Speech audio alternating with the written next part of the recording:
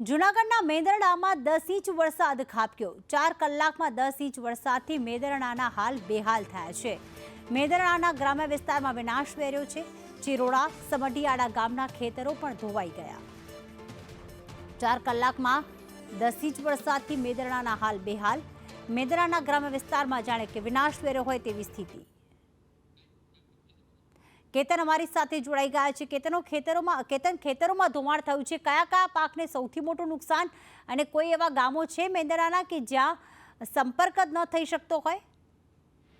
ચોક્કસ પ્રતિ કે જે સવારથી જ વરસાદ પડી રહ્યો છે, છેલ્લા 2 કલાકની અંદર 10 ઇંચ કરતા પણ વધુ વરસાદ અત્યાર સુધીમાં પડી ચૂક્યો છે અને ખાસ કરીને જે નીચાણવાળા વિસ્તારો છે તેને એલર્ટ કરવામાં આવે છે।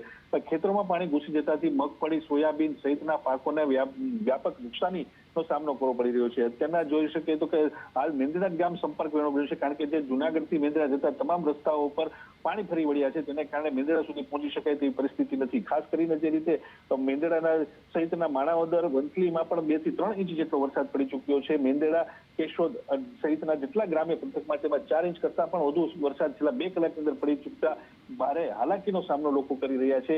તમામ વહીવટી તંત્ર છે તે અત્યારના એલર્ટ મૂકીને ગામડાઓનો સંપર્ક કરી રહ્યા છે, સરપંચો પાસેથી માહિતીઓ મેળવી રહ્યા છે। જી, આભાર તમામ વિગતો માટે।